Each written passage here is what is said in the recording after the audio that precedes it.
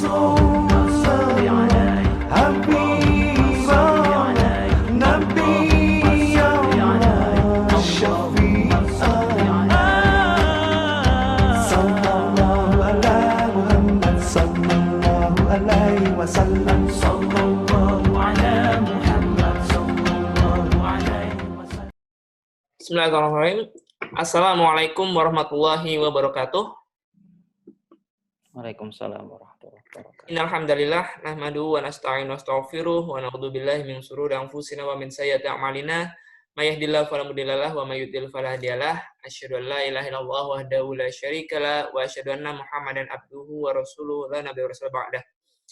Alhamdulillah, pada malam hari ini kita masih diberikan nikmat sehat, nikmat sempat, dan tentunya nikmat iman, sehingga dengan nikmat-nikmat tersebut kita bisa kembali berjumpa di ruang maya ini, di ruang Zoom ini, untuk bersama-sama kita kembali mempelajari kelanjutan materi sebelum-sebelumnya, yakni mengenai warisan luhur ulama Nusantara di Majelis Bentala Syuhada.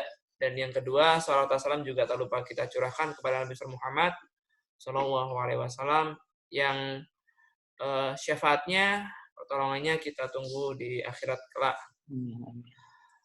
Baik, peserta sekalian, ya insya Allah kita akan melanjutkan di Majelis Bentala Syuhada kali ini. Kita akan melanjutkan mengenai warisan luhur ulama-ulama Nusantara, di mana sebelumnya kita bersama-sama sudah mempelajari mengenai sosok Kyai Soleh Darat. Kemudian pekan lalu kita mempelajari juga tentang sosok Syekh Yusuf Al-Makassari, dan insya Allah pada hari ini, pada malam hari ini, kita akan mempelajari tentang Syekh Abdul Rauf As-Singkili.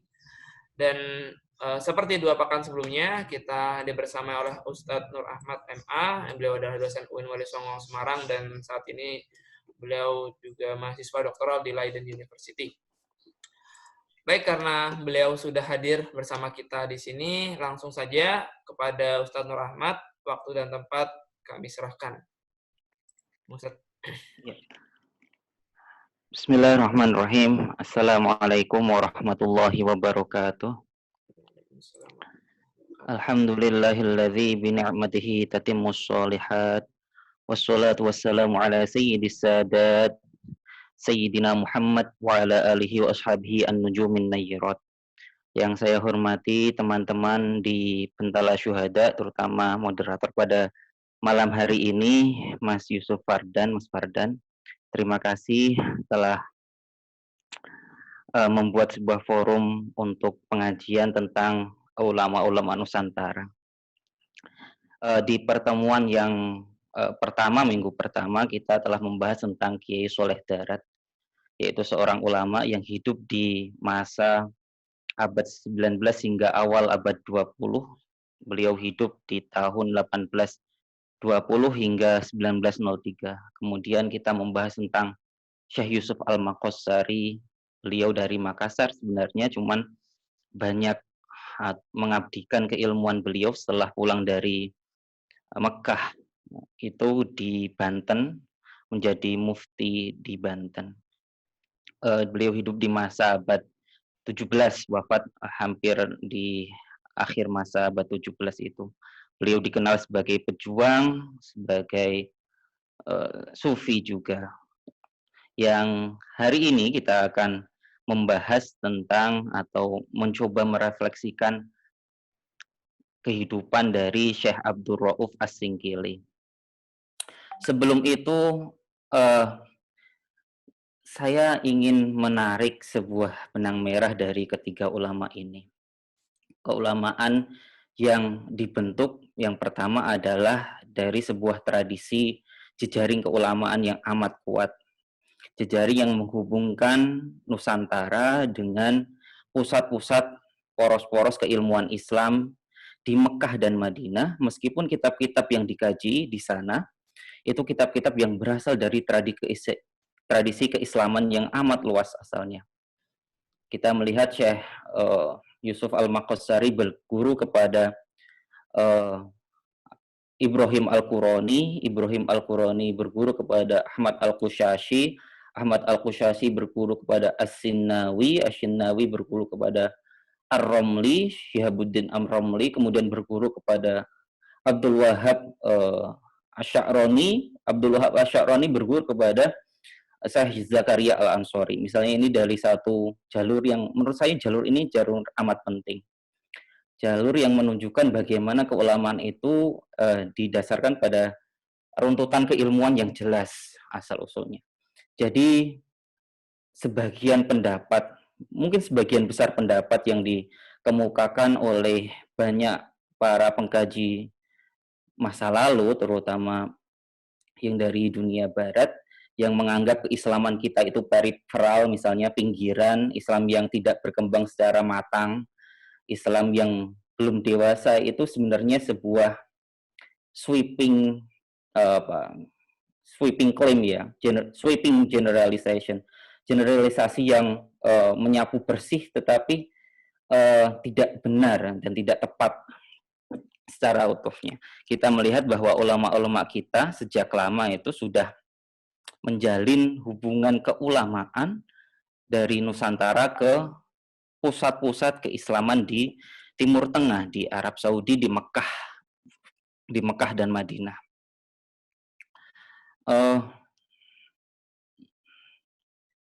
Kemudian kita, misalnya saya bisa bilang seperti ini, pada beberapa waktu belakangan ini kita beralih ke Aceh ya, kita membahas Aceh sebagai poros keulamaan waktu itu, poros keislaman sebenarnya di Indonesia. Sesuatu yang mungkin masih kurang banyak di framingkan sebagai poros sumber keislaman untuk Nusantara.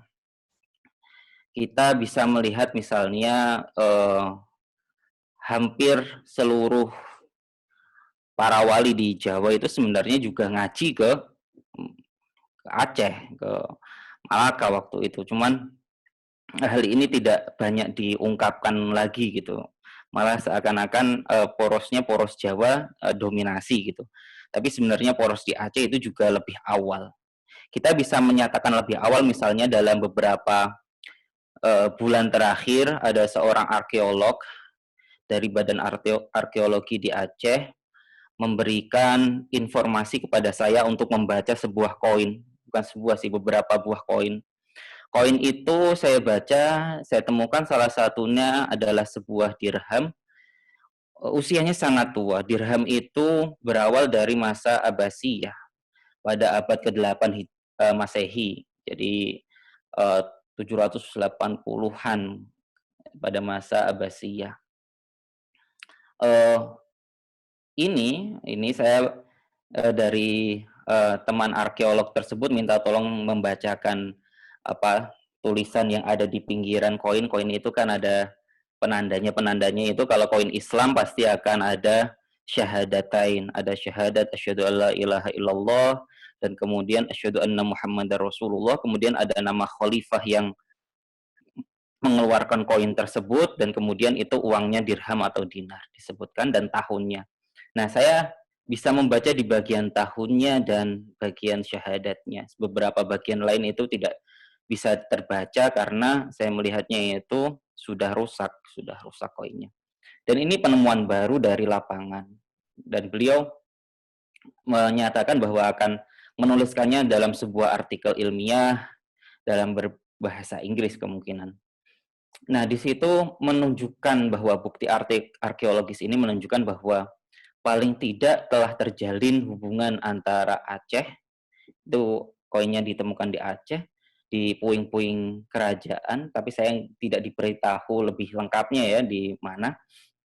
Dan saya tidak tanya juga lebih detail karena dia minta bantuan untuk membacakan koinnya saja. Itu menunjukkan bukti bahwa keislaman di kita, di Aceh terutama, itu sudah tua sekali usianya. Dilihat dari bukti adanya koin yang digunakan di masa Abbasiyah, tetapi sudah ada di Aceh di situ. Kita mungkin bertanya sampai seberapa jauh koin itu digunakan setelah masa Abbasiyah berlewat gitu ya. Apakah koin itu masih berfungsi atau tidak? Saya tidak mendalami tentang itu, tapi bukti arkeologis berupa koin itu memberikan satu gambaran bahwa keislaman di Aceh itu cukup tua. Ini penting untuk menggambarkan bagaimana munculnya banyak ulama di Aceh dan di Sumatera pada umumnya. Yang kedua, kita bisa melihat adanya kitab Bahrul Lahut. Bahrul Lahut itu kitab yang dinisbahkan kepada Syekh Abdullah Arif. Beliau hidup di Aceh abad ke-12 dan beliau sudah bisa menulis sebuah kitab Bahrul Lahut yang tersebar bukan hanya di Nusantara sampai ke dari Aceh sampai ke manuskrip terakhir yang ditemukan Bahrul Lahut sejauh ini ada di Pamekasan, kemudian banyak tersebar di Melayu ya, di Malaysia, di Singapura, di dunia Melayu. Dan ini kitabnya adalah kitab filosofis, terutama filosofis ala Ibnu Arabi. Kemudian kita bisa melihat sekarang masa ke Syekh Abdul Rauf As-Singkili. Syekh Abdul Rauf As-Singkili sebenarnya semasa dengan Syekh Yusuf Al-Maqassari. Bahkan mereka berguru pada guru yang sama, yaitu kepada Ibrahim Al-Qurani. Saya mau share materi kita hari ini. Ya, Syekh Abdul Rauf As-Singkili. Ada yang menyebutkan bahwa beliau lahir pada 1615, tapi sebenarnya itu ya masih ada perdebatan di antara para ahli sejarah. Ada yang nyebut 1615, ada yang nyebut 1620. Beliau wafat 1693. Nah, hari ini kita akan melihat bagaimana jejaring keulamaan itu terbentuk, yang menghubungkan menjadi benang merah antara keulamaan Nusantara dan poros Islam di Mekah Madinah, yang menjadikan sweeping generalisasi bahwa keislaman yang ada di Nusantara itu periferal, pinggiran, tidak tidak matang perkembangannya, yang itu kita bisa tolak dengan jejaring keulamaan yang amat kokoh. Barangkali mereka memang mengangkat, para peneliti yang mengatakan hal itu, memang mengangkat beberapa contoh dari manuskrip di mana tulisan itu nampak masih tulisan seseorang yang masih belajar. Tapi tulisan Arabnya yang harusnya huruf disambung tapi dipotong misalnya, yang harusnya satu kata kok dijadikan dua penggalan misalnya. Tapi hal itu wajar saja, bahkan di dalam dunia keislaman, di negara-negara Arab di mana tulisan orang-orang yang lagi belajar kayak gitu di tingkat madrasah gitu, dan itu dijadikan dihegemonik, seakan-akan diangkat kuat banget bahwa keislaman ini loh nggak perlu kita baca tulisan orang-orang bahkan yang disebut ulama di Nusantara, karena ya mereka memang bahkan nulis kata-kata saja ada yang keliru, yang harusnya dipenggal malah disambung, yang harusnya disambung malah dipenggal misalnya. Itu saya dapatkan juga, tetapi saya bisa melihat dan membedakan bahwa itu bukanlah tulisan seorang ulama untuk disebarkan, tetapi seorang murid yang sedang belajar. Dan itu bisa ditemukan. Di Jawa misalnya abad 16 saya ketemu salah satu manuskrip kode OR 1911 kalau saya nggak salah ingat, itu juga gitu. Saya menemukan dia itu sedang mempelajari ajaran dari para wali, terutama di sini adalah Wali Songo, dan dia itu cara penulisannya dengan pegon, Arab pegon, tapi Arab pegonnya ya banyak yang keliru kayak gitu. Yang harusnya dipotong, disambung malah dipotong. Tapi kita akan beda misalnya melihat manuskrip itu dengan manuskrip Syekh Yusuf Al-Maqassari di masa yang sama, yang amat diakui oleh para ahli keislaman ya, bahwa manuskrip itu ditulis dengan bahasa Arab yang sangat fushah, sangat bagus, dan tulisannya sendiri juga amat bagus.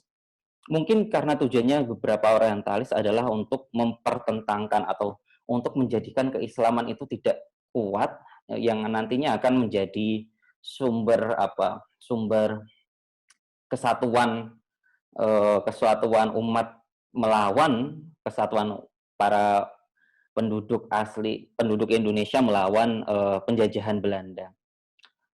Sesuatu yang berusaha ditolak atau mungkin memang diignore atau mungkin sengaja ditutupi, bahwa sifat keislaman yang amat kokoh di Indonesia itu ya dijalin atau terjadi karena jejaring keulamaan yang amat kuat. Kita bisa melihatnya nanti ada satu tulisan yang baru-baru ini terbit, bukunya Mas Irfan Alfifi dan Bu Nancy Florida, yang menulis tentang bagaimana para sejarawan kolonial menulis di masa kolonial untuk dibaca oleh para jajahan mereka, untuk menunjukkan bahwa keislaman yang nampak sungguh-sungguh diimani dan terwujud dalam zahirnya, mereka berusaha untuk mencari-cari bagian yang tertutupi dan mengatakan bahwa oh enggak, ternyata keislaman itu di Indonesia secara keseluruhan hanya ada di bagian tipis luarnya saja dan tidak ada di bagian dalamnya atau merasuk ke jiwa mereka. Itu yang ditulis oleh di bukunya kalau ini konteks lebih khususnya Jawa, tetapi secara umum bisa diterapkan di pembacaan terhadap keislaman secara general di Indonesia, bahwa keislaman kita dianggap pinggiran, keislaman kita hanya ada di bagian tipis kulit luar, bagian terdalamnya masih peninggalan dari tradisi dan adat lama, keyakinan lama, dan lain-lain. Tujuannya adalah untuk pelestarian atau pemberian justifikasi terhadap penjajahan. Bukunya amat bagus, saya baru beli dari Mas Irfan Afifi, penerjemahan atas karya Bu Nancy Florida. Banyak hal yang diungkapkan oleh Bu Nancy Florida terhadap proyek untuk mencipta semacam pandangan minor terhadap keislaman di Nusantara, terutama para scholars, para cendekiawan kolonial, dan sebagian dari orang Nusantara sendiri yang terkolonialkan.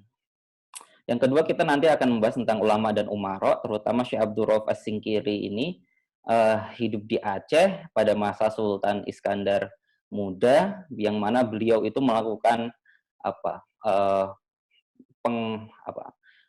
berusaha untuk penaklukan terhadap negeri-negeri di sekitarnya. Dia berusaha menaklukkan dan memang berhasil menaklukkan Pahang, Malaka, bahkan kemudian Kedah, kemudian beberapa daerah di sekitaran di Sumatera itu. Negara-negara kecil atau kerajaan-kerajaan kecil ditaklukkan meskipun sudah Islam sendiri. Kemudian menawan banyak sekali orang, banyak sekali budak yang diambil, termasuknya Iskandar Sani sebenarnya adalah salah satu putra dari kerajaan taklukannya dari Iskandar Muda. Katanya ketika dia melihat Iskandar Sani, dia melihat seakan-akan ini orang adalah Zulkarnain, seperti yang ada dalam penakluk Zulkarnain itu dalam Al-Quran. Kemudian dia akhirnya mengangkat Iskandar Sani ini sebagai anak angkat, sekaligus dinikahkan dengan putrinya, yang mana menjadi sultanah pertama nantinya. Kemudian kita akan melihat ajaran Abdul Rauf As-Singkili ini dari kitabnya, misalnya Tanbihul Mahasyi. Saya masih berkeyakinan bahwa kita itu masih berhutang banyak untuk melakukan penerbitan kitab-kitab ulama terdahulu. Hal yang telah dilakukan oleh agenda besar waktu itu oleh Al-Azhar untuk turos-turos ulama klasik itu harus diterbitkan kembali, dan itu memang didukung penuh gitu. Tapi kalau di kita pendukungan penuh nampaknya belum ada untuk menerbitkan kitab-kitab para ulama kita gitu. Saya pikir masih banyak sekali kitab para ulama yang masih berupa makhtutot, masih berupa manuskrip-manuskrip, belum ditahqiq, apalagi diterbitkan.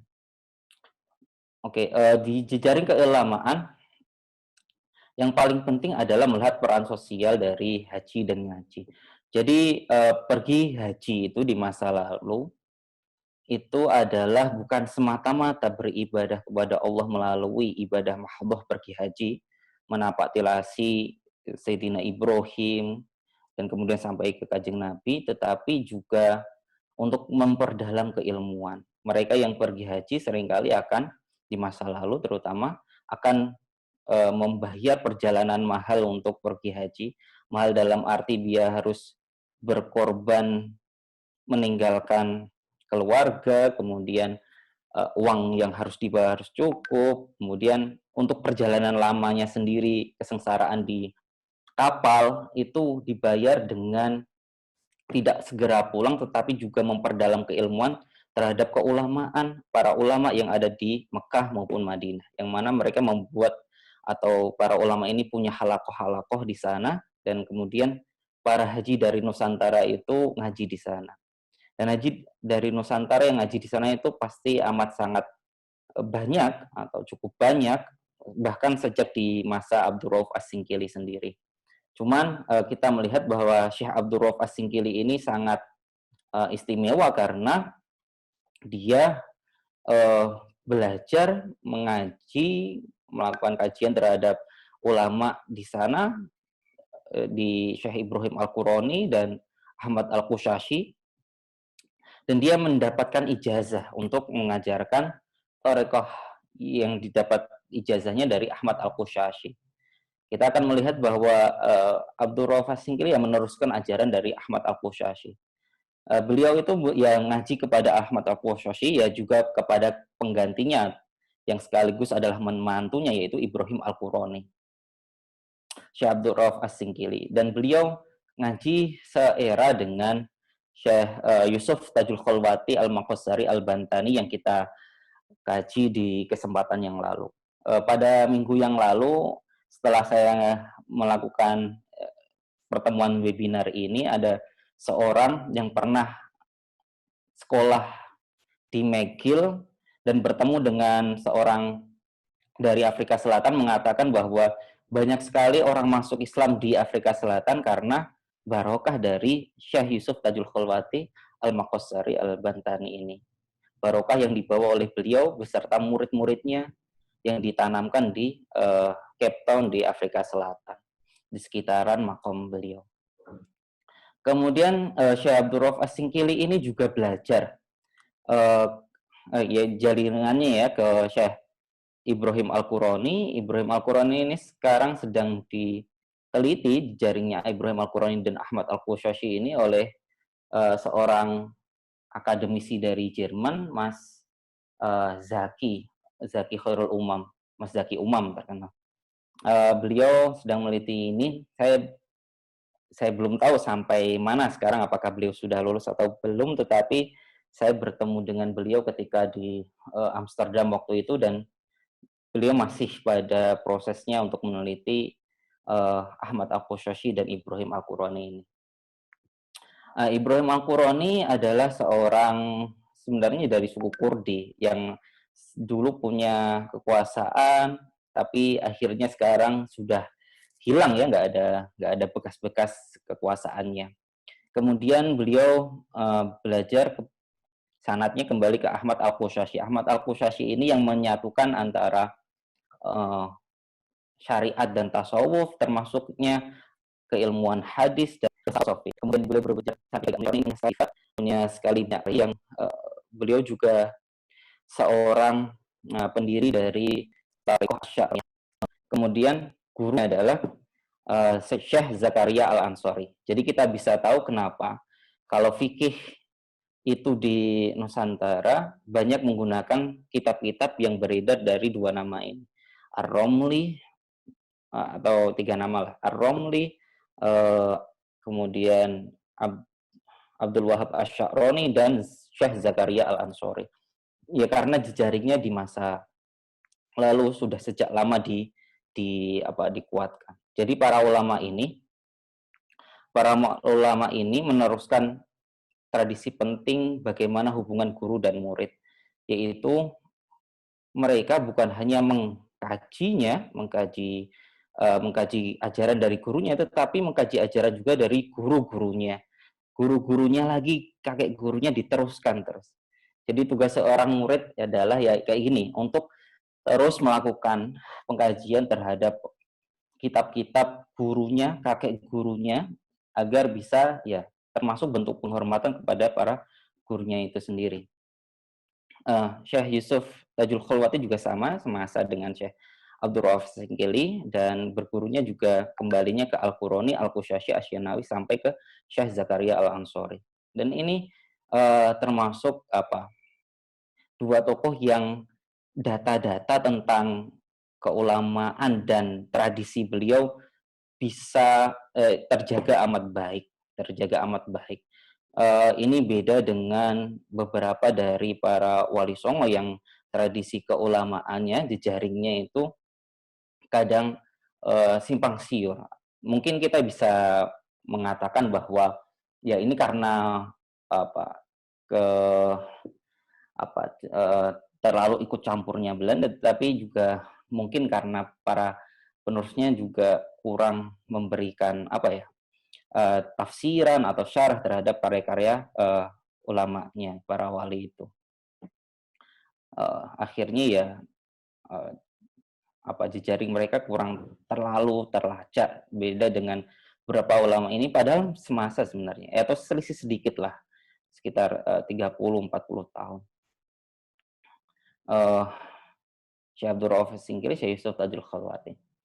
Nah, ini peran haji, tapi peran haji sekarang sudah nggak bisa seperti itu. Haji di masa lalu misalnya ada di Hidden Force.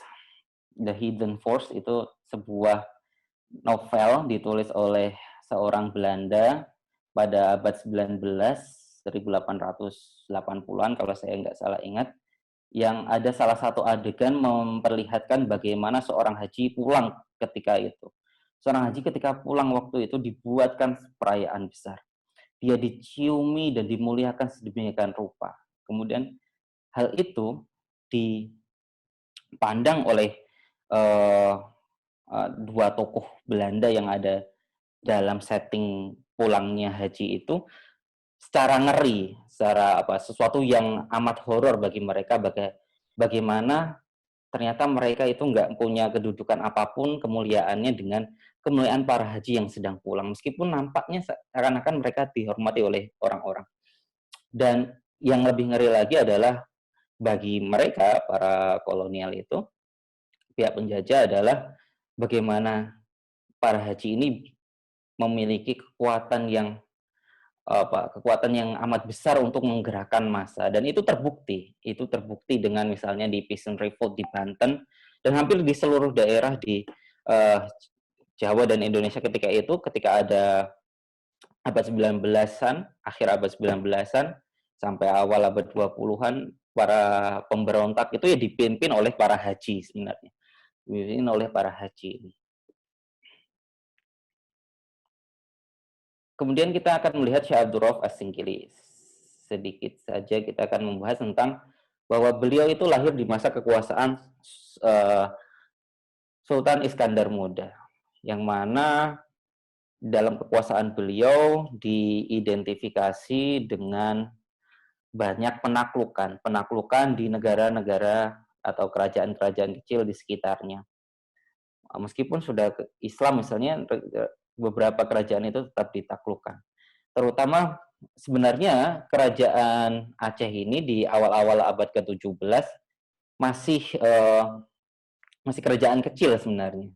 Tetapi dia menjadi kerajaan besar setelah takluknya Malaka oleh Portugis, dan kerajaan-kerajaan kecil di sekitarnya ingin merebut posisi yang ditinggalkan oleh Malaka. Karena para pedagang, terutama pedagang muslim di luar Nusantara maupun yang dari Nusantara, ingin menjalin hubungan dagangnya dengan pihak-pihak muslim, dan Aceh ingin menjadi tempat semacam itu. Oleh sebab itu, Iskandar Muda yang nampaknya dalam beberapa informasi punya keinginan kuat ingin menjadi seakan-akan Alexander the Great itu di barat, kalau enggak itu dari Iskandar Muda, paling enggak itu yang digambarkan oleh penulis hikayat Aceh tentang Iskandar Muda. Dia melakukan banyak penaklukan dan membawa banyak sekali budak, disebutkan dalam salah satu informasi itu sampai 22.000 total budak yang dibawa ke Aceh waktu itu. Dan beliau mewajibkan Iskandar Muda untuk negara-negara taklukannya yang memiliki penghasilan rempah-rempah yang melimpah dibawa dan diperjualbelikan di bandar-bandar di Aceh.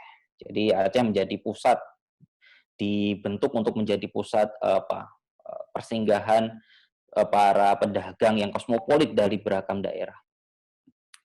Dan Syekh Abdul Rauf As-Singkili lahir di kekuasaan Iskandar Muda yang sangat punya hubungan dekat dengan para ulama yang sifatnya mengajarkan tasawuf Ibnu Arabi. Tasawuf Ibnu Arabi dan ini masa kecilnya Syekh Abdul Rauf As-Singkili melihat bahwa tasawuf Ibnu Arabi itu diajarkan dan bahkan didukung oleh kekuasaan Kesultanan Aceh di masa Iskandar Muda. Ini akan berubah ketika Sultan Iskandar Muda wafat dan digantikan oleh Iskandar Sani, di mana pendulum keulamaan itu bergeser pindah ke Araniri. Araniri ini Nuruddin Araniri ini justru adalah ulama yang menolak keras paham wahdatul wujud yang tersebar di Kesultanan Aceh, bahkan memerintahkan yang hasil dari fatwanya akhirnya Kesultanan Aceh memerintahkan untuk pembakaran buku-buku dari Hamzah Fal-Suri dibakar, kemudian bahkan ada sebutan atau ada disebutkan dalam salah satu rujukan bahwa seorang sufi, seorang wali yang dituduh mengajarkan paham wahdatul wujud ini dihukum mati dengan cara ya dihukum mati di kerajaan itu. Tetapi itu sebelum atau itu masih setelah Syekh Abdul Rauf As-Singkili pindah atau pergi ke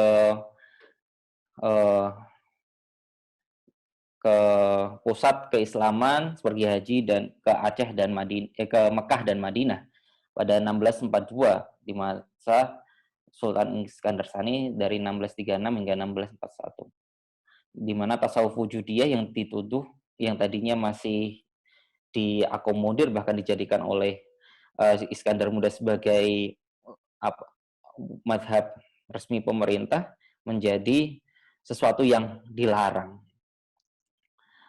Kemudian beliau di sana di Mekah dan Madinah itu belajar kepada para ulama yang tadi kita lihat di awal, yaitu jejaring awal keislaman di Nusantara yang amat jelas dokumen-dokumennya ya dari Syekh Abdul Rauf Singkili ini dan Yusuf Al-Maqassari, yaitu kepada Syekh Ibrahim Al-Qurani, yang mana terkait dengan polemik yang terjadi antara pengikut Nuruddin Araniri dan para pendukung tasawuf wujudiyah ini di Aceh. Syekh Abdul Rauf As-Singkili meminta kepada, ketika belajar di Mekah, meminta kepada Ibrahim Al-Qurani untuk menulis syarah terhadap kitab yang tersebar luas di masyarakat Aceh dan saya yakin juga di masyarakat Jawa dan keislaman lainnya di masa itu, yaitu kitab yang berjudul Tuhfatul Mursalah ila Ruhin Nabi. Tidak disebutkan apakah Syekh Abdul Rauf As-Singkili sebenarnya pernah belajar langsung kepada atau belajar langsung kitab ini kepada salah satu gurunya, tapi yang jelas beliau meminta Ibrahim Al-Qurani untuk menulis syarah terhadap kitab ini, dan syarahnya lahir yaitu Ithafuz Zaki. Ithafuz Zaki sendiri memberikan jawaban yang menolak interpretasi ala Nuruddin Araniri, di mana Nuruddin Araniri menginterpretasikan paham-paham wujudiyah hingga sampai keluar dari ortodoksi keislaman, atau sampai keluar dalam bahasa yang lebih indigenous adalah keluar dari akidah Ahlus Sunnah wal Jamaah. Syekh Ibrahim Al-Qurani menjawab dengan amat gemilang dengan interpretasi yang tepat terhadap tasawuf itu, terutama tasawuf wujudiyah yang sedang dipolemikan, bahwa tasawuf itu tetap berada duduk di dalam batasan Ahlus Sunnah wal Jamaah. Batasan Ahlus Sunnah wal Jamaah, bahwa mereka atau tafsiran terhadap wujudiyah ini adalah tetap berpegang kepada syariah, pintu masuknya tetap syariat. Mereka tidak boleh dianggap seorang muslim atau ajaran tasawuf wujudi ini tidak mengajarkan untuk seseorang meninggalkan syariat atau seorang yang telah mencapai titik puncak dari makrifatnya dianggap perlu atau boleh meninggalkan syariat. Sebenarnya ajaran ini sudah lama sebelumnya, bahkan tasawuf ya memang seperti itu sejak awalnya, bahwa syariat adalah pintu masuknya, kemudian dari syariat itu seseorang bisa memilih untuk melakukan perjalanan kepada Allah Subhanahu wa taala atau memilih berada tetap di titiknya. Pada kesempatan yang lalu saya menjelaskan sebuah diagram yang dibuat atau yang biasanya dijelaskan dalam tradisi Syadziliyah, menyebutkan bahwa syariat, tarekat, dan hakikat itu seperti sebuah lingkaran di mana titik berada di titik manapun ada di dalam lingkaran itu, maka itu Anda berada di dalam syariat. Untuk menuju ke titik tengah, maka Anda harus berada di salah satu titik dari lingkaran itu, kemudian jari-jarinya itu adalah thariqah. Dan thariqah itu jumlahnya tak terbatas, seperti jumlah makhluk. Disebutkan dalam salah satu tradisi yang amat kental dalam tasawuf.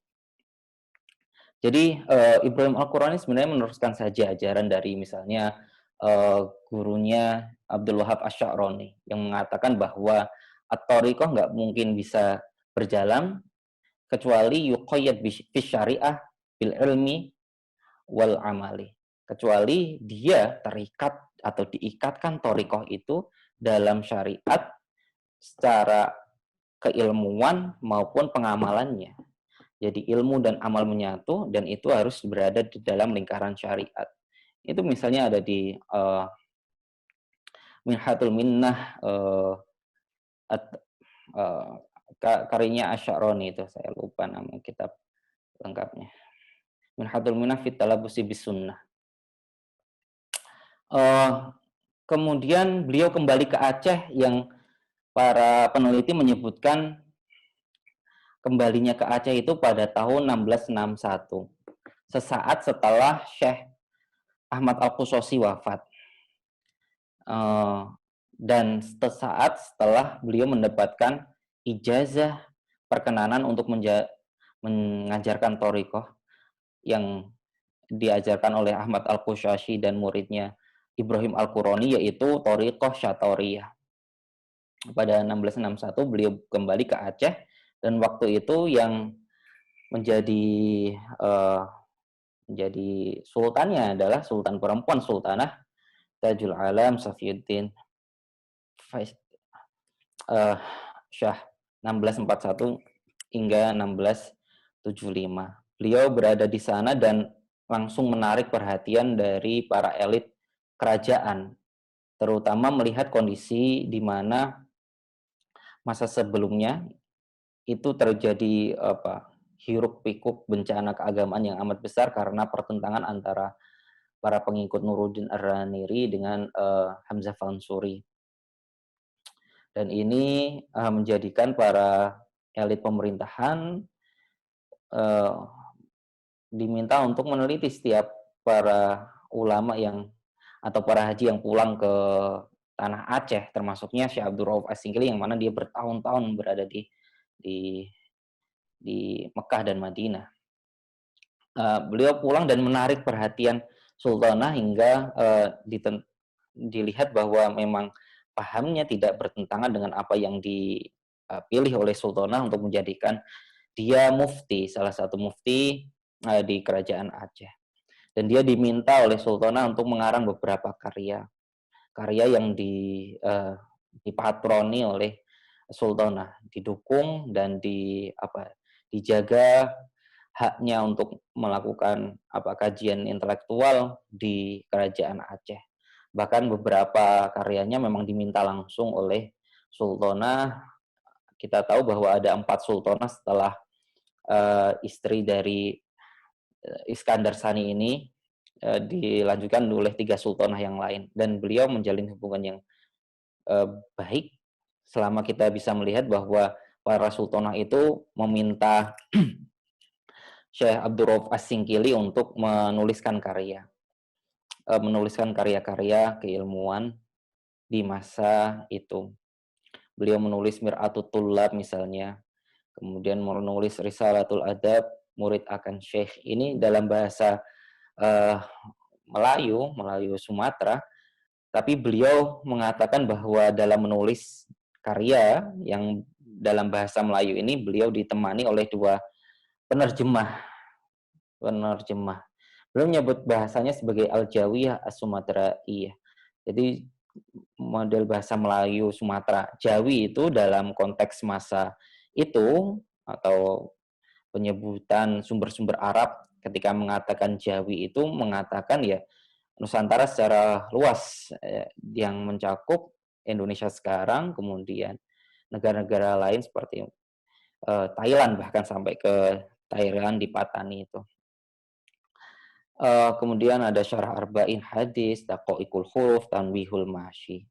Beliau menulis disebutkan di Bayan Tajalli, karyanya Furuhuf yang mengungkapkan bahan-bahan yang masih berupa manuskrip dari kitab-kitab Abdul Rauf As-Singkili, Syekh Abdul Rauf As-Singkili, sekitar 22 karya, besar dan kecil. Menurut saya karyanya yang paling penting adalah tafsirnya. Karya tafsir pertama yang mencakup 30 juz Al-Quran. Dan karya ini penting sekali melihat bahwa beliau melakukan penerjemahan atas tafsir yang menurut beberapa ahli itu sebenarnya bukan Al-Baidawi, tetapi beliau melakukan terjemahan terhadap Jalalain, tafsir Jalalain.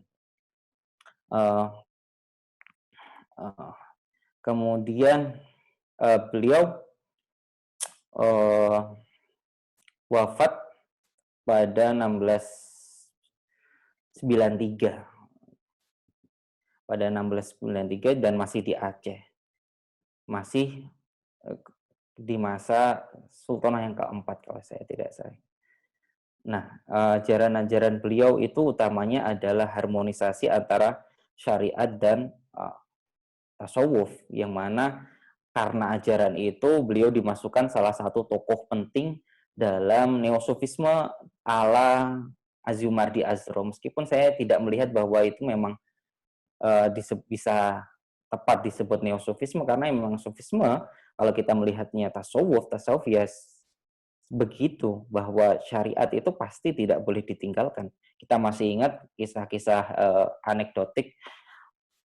anekdotal dari misalnya Abdul Qadir Al-Jailani yang didatangi oleh iblis yang dia menjelma akan seperti malaikat yang dari ujung ke ujung di horizon langit, kemudian mengatakan kamu adalah hambaku dan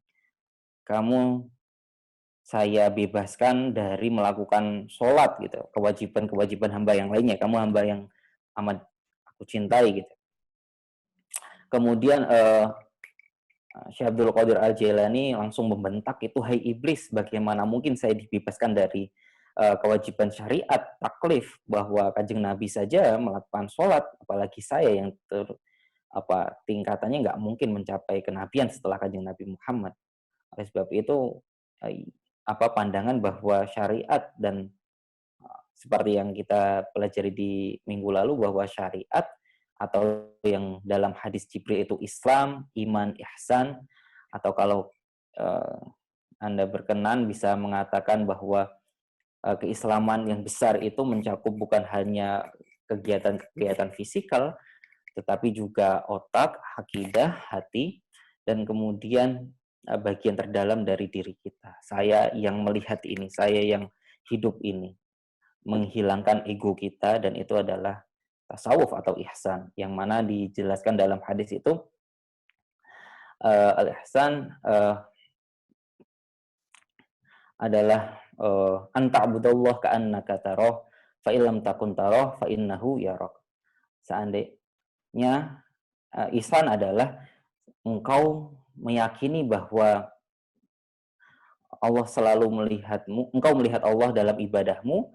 Seandainya engkau tidak bisa melihat Allah, maka yakinilah bahwa Allah melihatmu, selalu melihat. Nah, itu yang disebut tasawuf. Sedangkan penakwilan yang keluar dari hal ini, menjadikan seseorang keluar dari syariat, adalah mungkin gerakan yang menjadikan seakan-akan tasawuf itu atau esoterisme Islam itu mencakup menjadikan bagian yang di luar, akhirnya malah keluar dari keislaman itu sendiri. Dan itu kita bisa lihat dalam sekte-sekte yang banyak muncul di Jawa juga. Saya nggak tahu kalau di daerah lain, kalau di Jawa banyak sekte-sekte yang tadinya sekte-sekte keyakinan kepercayaan yang tadinya berasal dari keislaman dengan paham esoterisme itu, ketika esoterismenya menghegemoni, kemudian yang menjadikan itu seakan-akan unsur utamanya gitu. Itu juga terjadi sebenarnya bukan hanya di keislaman Nusantara, tetapi juga di keislaman lain, yang mana konsep keagamaan misalnya Zaidiyah itu kita bisa melihat ketuhanan yang amat abstrak ya, sifatnya sangat abstrak ya. Yang kalau di Nusantara baru-baru ini di Indonesia kita melihat ada namanya ajaran Ibrahimiyah atau agama Ibrahim yang nampaknya menekankan salah satu ayat dalam Al-Quran, tapi dia mengabaikan banyak sekali ayat lain untuk mengikuti tradisi Ibrahimnya berdasarkan tradisi Ibrahim yang dijabarkan oleh Kanjeng Nabi Muhammad SAW. Kita akan melihat ke salah satu kitab di Tanbihul Masyi, yang mana kitab ini ditulis oleh Syekh Abdul Rauf As-Singkili untuk mengabadikan ajaran dari Ahmad Al-Qushashi.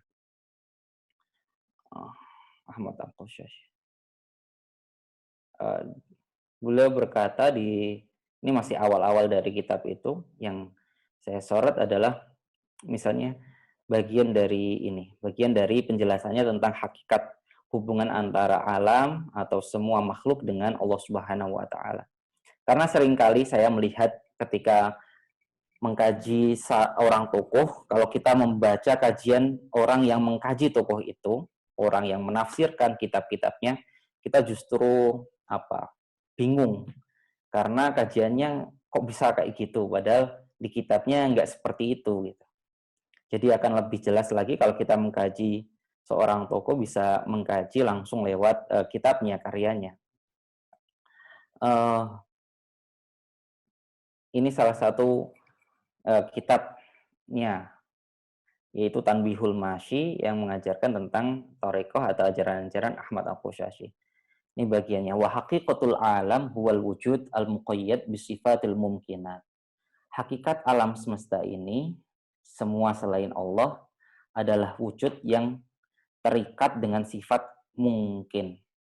Artinya, semua selain Allah itu hanyalah kemungkinan. Yang absolut wujud adalah Allah Subhanahu wa taala. Walihada yutlaqu alaihi bi annahu siwal haqq wa huwa binisbati ilal haqqi kadzilli. Dan ini dimutlakan pada semua selain alam. Selain Allah Subhanahu wa taala al-haq, maka itu disebut al-alam. Masih wallah adalah makhluk. Wa huwa binisbah ilal haqq kadzilli. Dan makhluk itu, masih wallah itu, al-alam itu ditinjau atau dinisbahkan kepada Allah itu sama seperti bayang-bayang atau seperti gambar yang kita lihat di cermin atau bayang-bayang yang kita lihat setelah ada matahari atau ada cahaya. Walaisa huwa syai'an zaidan ala haqa'iq ma'lumah lil haqq azalan muttasifatan bil wujudi tsaniyan. Intaha. Dan alam ini tidaklah sesuatu yang menambahi pada hakikat yang telah diketahui oleh Allah Subhanahu wa taala. Sehingga atau dia tidak bisa disebut sebagai wujud yang mandiri tanpa dikaitkan dengan Allah Subhanahu wa taala. Kalau kita menyebutkan atau menyatakannya dia punya wujud yang mandiri, maka itu artinya kita menyebutkan ada dua hakikat wujud atau zat yang real, zat yang absolut ada. Kalau kita menyebutkan zat yang absolut ada itu ada dua, alam dan Allah Subhanahu wa taala misalnya, dan naudzubillah min dzalik, itu artinya kita menetapkan bahwa ada dua Tuhan. Dalam ayat Al-Qur'an disebut kalau ada dua Tuhan ialah fasadat, maka akan rusak alam semesta ini.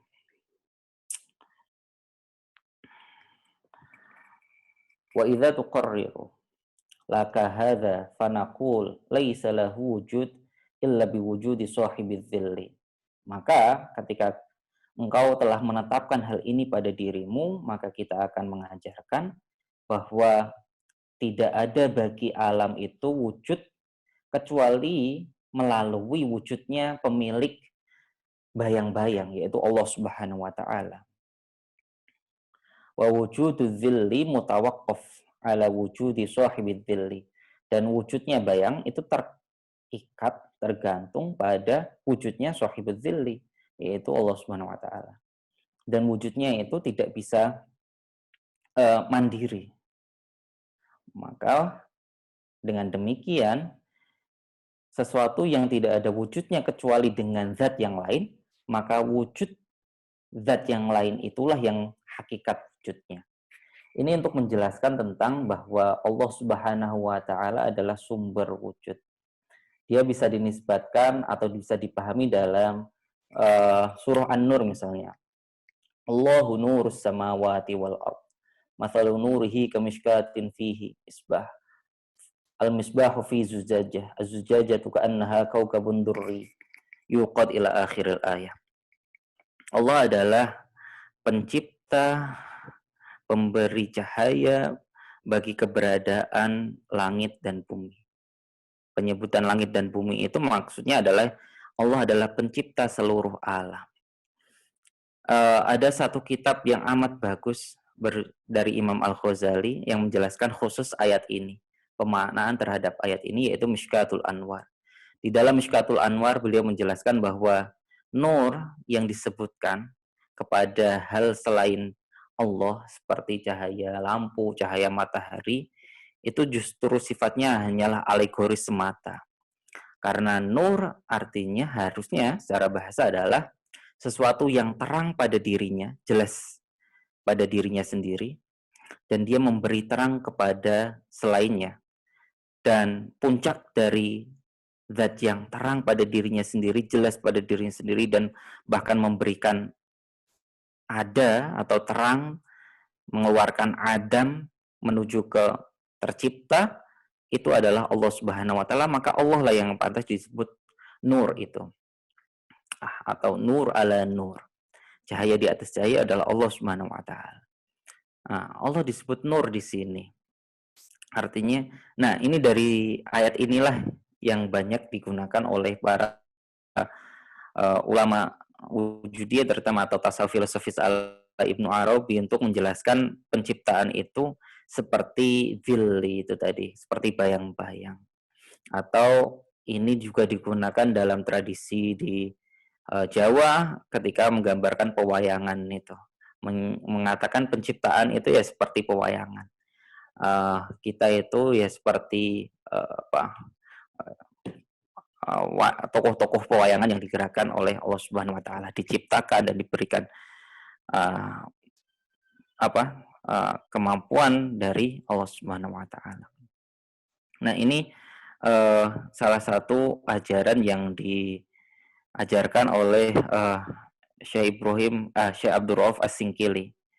Beliau mengajarkan, meneruskan dari ajaran para gurunya, yang mana itu harusnya ya kita teruskan kembali para orang-orang, para pengkaji, para pecinta, para ulama kita harusnya yang mengkaji juga ulama-ulamanya. Tetapi nampaknya perkembangan sekarang justru, atau beberapa waktu terakhir justru seakan-akan pengkajian terhadap ulama kita sendiri dipandang sebagai inferior. Seakan-akan itu adalah, seakan-akan kita membenarkan apa yang dikatakan oleh para peneliti barat sebelumnya, tentang keislaman Indonesia yang periferal, keislaman yang terpinggirkan, keislaman yang gagal matang. Akhirnya para ulamanya ya disebut bukan atau dinegasikan sebagai ulama-ulama yang amat mumpuni. Bahkan dalam pertemuan yang lalu saya menyebutkan tentang adanya seorang musyrik thariqah dari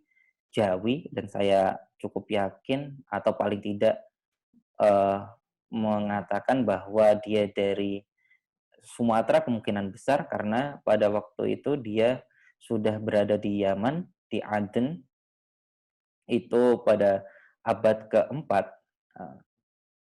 Bisa dilihat di kitab Mir'atul Janan karyanya Al-Yafi'i. Al-Yafi'i punya guru namanya Mas'ud Al-Jawi, atau lebih lengkapnya Abdullah Mas'ud Al-Jawi. Nah, nisbat Jawi itu ya nisbat ke Nusantara. Dan Nusantara sih secara keseluruhan. Tapi kalau abad ke-14, Jawa amat minim kemungkinannya yang menjadi asal dari Abdullah Al-Jawi ini. Kemungkinan besar ya saya pikir dari Aceh itu, dari Aceh. Jadi poros Aceh, poros persebaran keislaman dari Aceh, saya pikir ya perlu digalakan kembali kajian atasnya dan diseminasi atas kajian-kajian terhadapnya. Seperti yang saya sebutkan tadi, ada beberapa koin bukti arkeologis yang menunjukkan bahwa keislaman di Aceh amat tua. Paling tidak jalinan hubungan antara Kesultanan Aceh atau daerah Aceh dengan keislaman, sumber-sumber awal keislaman di masa Abbasiyah itu sudah terjadi di abad 8, abad 8 Masehi, atau abad kedua Hijriyah.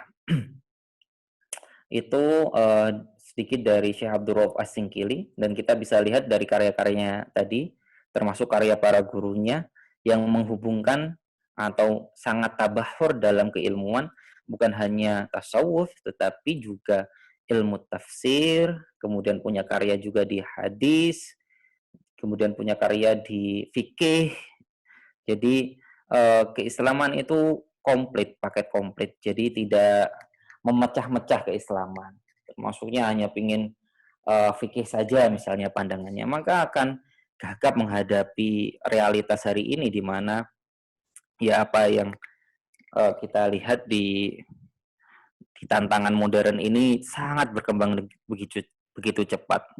Misalnya ajaran tentang hakikat alam ini dijadikan oleh beberapa ulama yang sifatnya nyufi ya, bahwa makhluk itu cuma menungkim saja. Kalau ada ya nggak apa-apa, nggak menambah keagungan ke Gusti Allah, justru menjadi salah satu bukti bahwa Allah berkehendak, punya kehendak untuk mencipta. Tapi kalau nggak ada ya juga nggak ada kegagalan logika untuk memahami realitas ini. Dari satu ayat Al-Quran, kullu man 'alaiha fan wa yabqa wajhu rabbika dzil jalali wal ikram. Segala sesuatu akan fana kecuali wajah Allah Subhanahu wa taala.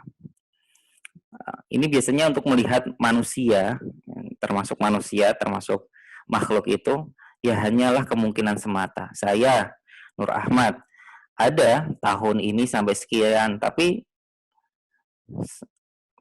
50-60 tahun lagi akan tidak ada. Dia ada tahun ini, mungkin tahun depan sudah mati.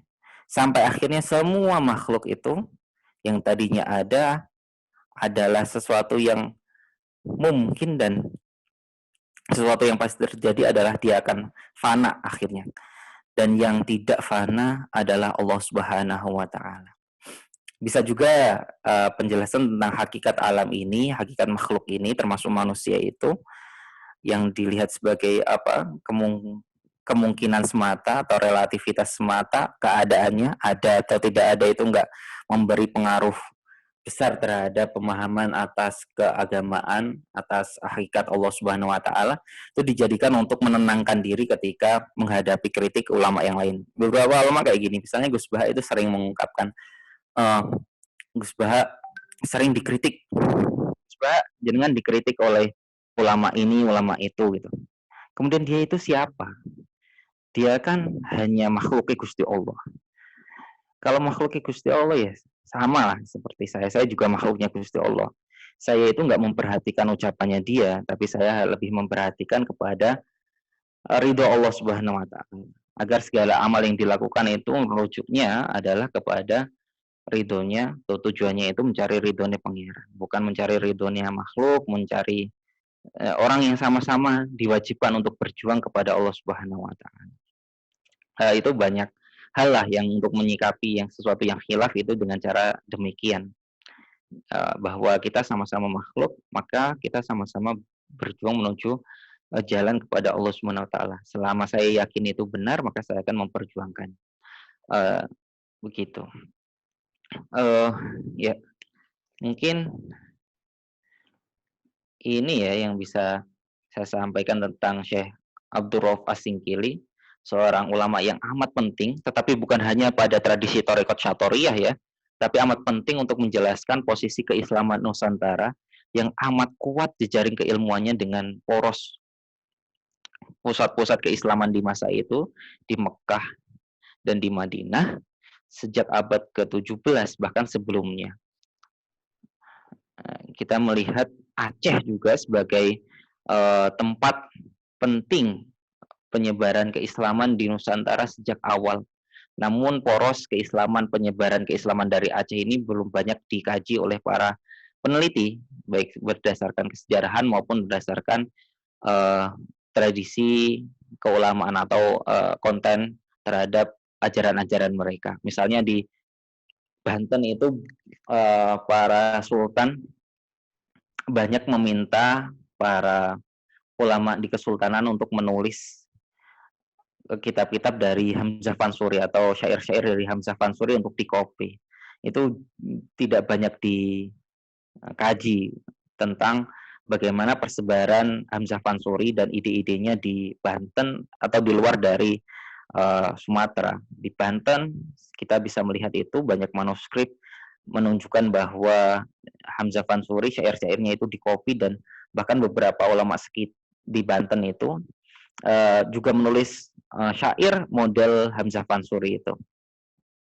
Kemudian di Jawa apalagi, meskipun penyebutan langsung kepada Hamzah Fansuri mungkin belum ada, tetapi ajaran-ajarannya sebenarnya sesuatu yang amat umum ditemukan juga di Jawa.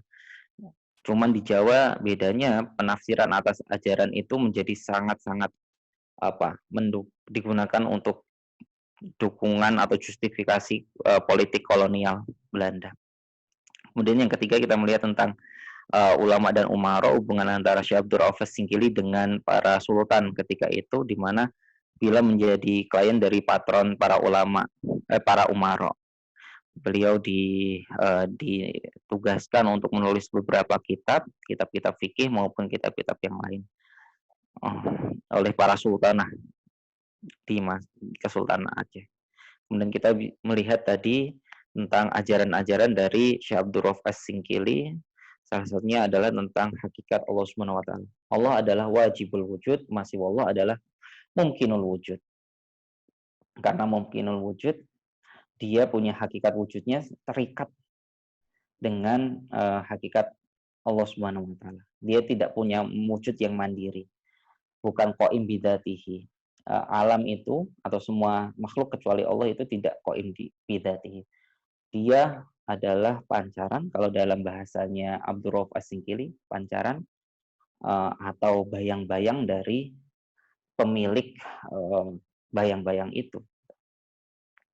Atau dia adalah pancaran yang diciptakan dari nur Allah SWT, yang Allah memberikan ruhnya kepada kita. Wa nafakhtu fihi min ruhi, dan saya tiupkan, Allah tiupkan di dalam cetakan Adam itu bagian dari ruhnya. Kemudian menjadilah makhluk, menjadilah manusia.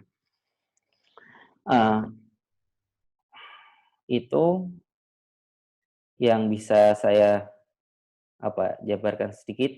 Semoga bisa mengangkat perhatian kita untuk mengkaji para ulama kita sendiri.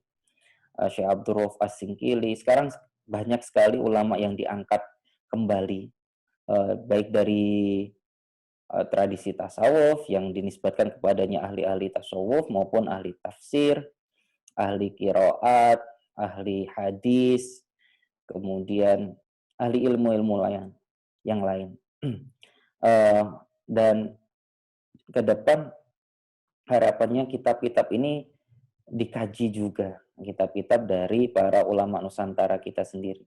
Tidak menjadi sesuatu yang dipajang saja di museum maupun di perpustakaan nasional Republik Indonesia. Di perpusnas itu banyak karya ulama yang masih berupa manuskrip-manuskrip begitu, tetapi belum ada peneliti atau belum banyak peneliti yang mau melakukan usaha kuat yang menghabiskan tenaga untuk meneliti, membandingkan naskah, kemudian memilih satu naskah yang dianggap otentik, kemudian diterbitkan gitu, itu belum banyak. Padahal sekelas Syekh Abdul Rauf As-Singkili masih lebih banyak kajian-kajian yang lain. Kita masih beruntung kita bisa melihat Tanbihul Masyinya dari Pak Oman Fathur Rahman, tapi karya-karya yang lain kan juga banyak. Kita apalagi membahas Syekh Yusuf Al-Maqassari, banyak juga karya-karyanya yang belum tersentuh untuk diterbitkan, sehingga bisa seseorang itu membahasnya tidak lagi dari perkataan orang-orang lain yang kadang itu menyimpang siurkan, apalagi kalau punya proyek kolonial atau punya tidak punya kejernihan hati untuk membaca kitab-kitab tersebut, akhirnya pembacaannya itu sangat menyimpang dari apa yang dimaksudkan oleh penulisnya. Jadi akan lebih baik seseorang bisa membacanya langsung dari karya-karya itu atau yang diterjemahkan dari karya-karya itu, agar melihat bahwa dari karya-karya itu tidak mungkin syariat itu dikeluarkan dari keislaman. Bang. Pintu masuknya syariat justru iya. Itu kita bisa lihat dari Syekh Yusuf itu tadi. Kalau dia Syekh Yusuf dituduh sebagai seorang yang mengajarkan untuk keluar dari syariat, mana mungkin keislaman yang berpegang pada syariat justru lahir di Afrika Selatan. Salah satunya adalah dari Syekh Yusuf dan para muridnya. Demikian paparan dari saya, kurang dan lebihnya saya mohon maaf. Saya tutup untuk sesi tanya jawab. Saya kembalikan ke moderator. Wassalamualaikum warahmatullahi wabarakatuh. Waalaikumsalam warahmatullahi wabarakatuh. Jazakallahu khair, Ustaz Rahmat. Ya. Pemaparan yang ya bagus dan alhamdulillah ya. Ini barangkali juga ilmu yang baru bagi kita semua karena memang saya pribadi baru menjumpai, bahkan kalau boleh jujur, 2 dari 3 nama yaitu Syekh Yusuf Al-Maqassari dan Syekh Abdul Rauf As-Singkili ini baru pertama kali saya dengar ketika acara ini muncul.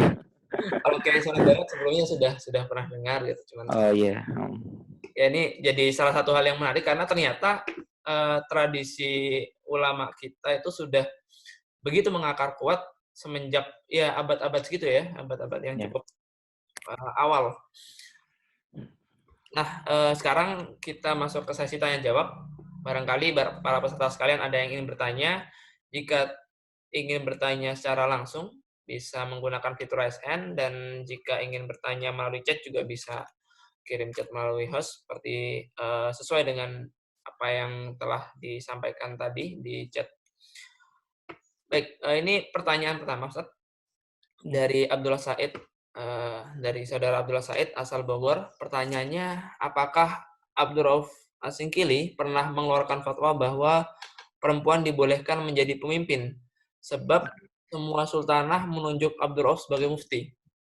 Iya, itu sesuatu yang dibahas juga oleh Pak Azumardi Azra dalam bukunya, namun saya belum menemukan secara langsung di Mir'atut Tulabnya. Di Mir'atut Tulab menurut Azumardi Azra bahwa dalam menyatakan syarat-syarat dari seorang pemimpin, Syekh Abdul Rauf As-Singkili masih menyebutkan bahwa Zupuroh termasuk salah satunya.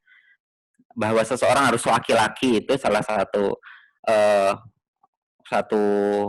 keputusannya di Mir'atut Tulab. Namun Pak Azumardi Azra mengatakan bahwa kelelakian itu, seorang harus laki-laki itu dalam kitabnya Mir'atut Tulab disebut sebagai dalam bahasa Arab zakar gitu. Ya, dan itu ini yang saya kurang sepakat dengan Pak Zumardi Asro. Pak Zumardi Asro mengatakan bahwa dengan demikian beliau atau Syekh Abdul Rauf As-Singkili seakan-akan dituduh menyembunyikan persyaratan bahwa seorang itu laki-laki dan tidak secara tegas untuk menetapkan bahwa seorang itu harus perempuan untuk menjadi pemimpin di menurut Syekh Abdul Rauf As-Singkili sendiri. Padahal Syekh Abdul Rauf As-Singkili menuliskannya cuma dalam bahasa Arab memang ketika menyebutkan kewajiban itu adalah salah satu syaratnya adalah laki-laki.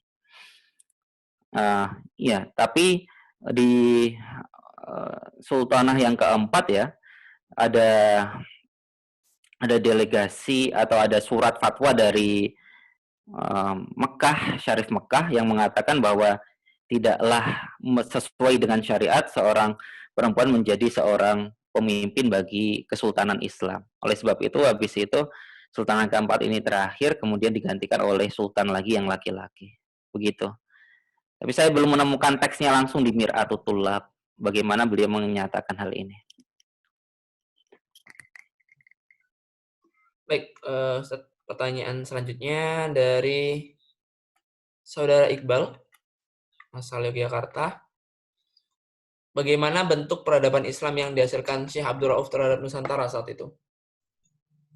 Terima kasih.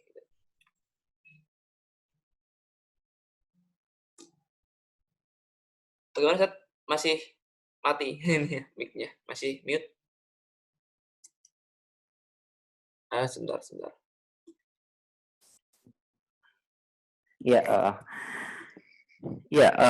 Peradaban tentunya dibangun atas, kalau bagi ulama adalah atas keilmuan gitu. Jadi para ulama yang kembali ke tempatnya untuk mengabdi atau memilih satu tempat seperti Syekh Yusuf di Banten itu ya mengembangkan keilmuan di sana. Pasti tempat di mana para ulama-ulama yang mumpuni ini kembali akan terjadi atau tercipta atau mendorong terciptanya keilmuan yang amat kuat. Kita lihat Syekh Abdul Rauf As-Singkili akan diteruskan oleh para mursyid Thariqah Syatoriyah di sana. Dan ya kalau kita bilang Thariqah ya artinya keislaman yang kuat, memegang juga syariat yang sampai tersebar ke pelosok-pelosok. Dan itu pengaruh kuatnya ya Syekh Abdul Rauf As-Singkili, termasuk yang di Jawa. Syekh Abdul Muhyi Pamijahan itu silsilahnya juga kembali ke Syekh Abdul Rauf As-Singkili. Meskipun ada juga di Jawa yang beberapa sanad itu tidak melalui jalur ke Syekh Abdul Rauf As-Singkili, tetapi langsung kembali ke Mekah, tapi itu setelah akhir-akhir saja. Atau beberapa sebat setelah Syekh Abdul Rauf, tapi di masa Syekh Abdul Rauf itu ya kembalinya ke Syekh Abdul Rauf As-Singkili. Gitu, jadi kita bisa melihat di Syekh Yusuf Al-Maqassari misalnya, beliau kembali ke Banten, memilih Banten sebagai tempat pengabdian keilmuan. Itu para pegawai kolonial ya yang mencatat tentang perkembangan Banten. Valentin misalnya dia menulis Banten semakin kuat keislamannya setelah Syekh Yusuf Al-Maqassari berada di sana. Setelah Syekh Yusuf Al-Maqassari ditunjuk sebagai mufti tertinggi di Qadi di Kesultanan Banten. Ya tentunya tidak hanya menjadi mufti, beliau juga memiliki ya yang kita sebut dengan bahasa muda pesantren lah di Banten itu untuk mengajarkan keislaman dan juga untuk mengajarkan para murid thariqahnya di sana. Membimbing para murid thariqahnya di sana. Dan Syekh Abdul Rauf As-Singkili juga punya, bahkan secara umum para ulama juga punya perhatian yang amat besar untuk membimbing umat itu. Terutama kita melihat sangat kuat itu di Syekh Kiai Soleh Darat itu. Beliau mau untuk menerjemahkan banyak sekali kitab ke dalam bahasa Jawa dan seakan menolak beberapa pendapat dari ulama lainnya yang menganggap penulisan terhadap bahasa Jawa itu tidak cukup bermanfaat atau bahkan sebagian yang menilai haram untuk menerjemahkan Al-Qur'an itu. Gitu. Baik, pertanyaan selanjutnya Ustaz, terkait ini apa namanya, masih dari Saudara Iqbal. Apakah masih ada pola-pola jejak-jejak pemikiran Syekh Abdul Rauf terhadap pola pendidikan di Nusantara? Jadi ini khusus ke pendidikannya, Ustaz. Nah, saya belum banyak tahu soal ini.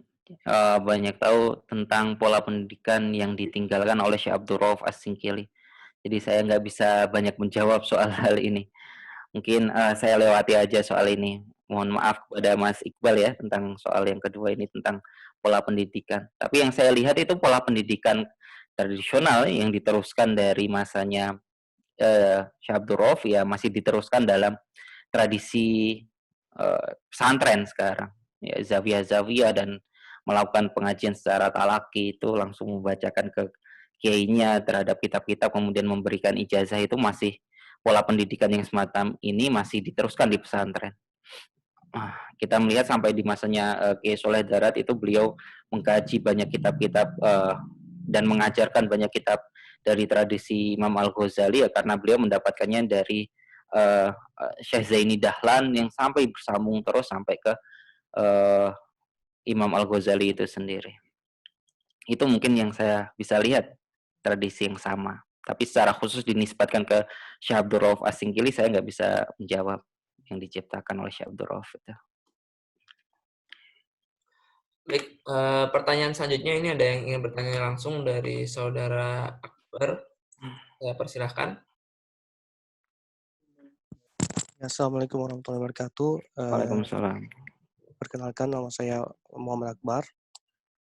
Ini terima kasih kepada Mas Moderator dan juga Mas Pemateri atas kajian yang luar biasa. Ini saya ada 3 pertanyaan. Ustadz Nur Ahmad, yang pertama itu terkait wahdatul wujud. Saya tadi ngelihat dari manuskrip yang udah Mas paparkan sebelumnya, saya kayak nggak ngelihat ini ya, kayak nggak ngelihat perbedaan yang apa ya, yang mencolok antara ajaran Abdul Rauf Singkili, Syekh Abdul Rauf Singkili dengan wahdatul wujud itu sendiri. Mungkin mohon bimbingannya Mas atas ini ya, atas metaforik cahaya dengan entitas yang pemberi cahayanya, itu yang pertama. Terus yang kedua itu terkait ini Mas, tradisi intelektual atau tradisi kajian keislaman yang ada di Aceh pada waktu tersebut atau di dunia Malay atau di dunia di Nusantara. Itu kita sempat dengar ada madrasah pertama yang bernama Madrasah Cotkala, Dayah Cotkala. Jadi katanya menurut satu riwayat itu merupakan salah satu zawiyah pertama yang ada di Aceh, markaz untuk pendidikan Islam. Dan bagaimana silsilah atau tradisi intelektual ini berjalan sampai Hamzah Fansuri terus Singkili, terus setelah Singkili apakah ada ulama yang melanjutkan garis intelektual tersebut, yang kedua. Terus yang ketiga itu kontestasi antara politik dan agama. Itu Abdul Rauf Singkili selama beliau berada sebagai Qadi Malikun Adil kalau saya atau Syekhul Islamnya di Kerajaan Aceh, itu beliau berhasil mempertahankan kondisi para sultanah. Tapi ketika beliau runtuh, maka para sultan dari Arab seperti Ustadz sebutkan sebelumnya mulai menduduki gitu. Nah, jadi sebenarnya bagaimana kita melihat antara politik dan agama pada waktu tersebut? Apakah agama digunakan oleh politik atau agama menggunakan politik? Jadi siapa yang menggunakan siapa? Terima kasih Ustaz. Ya.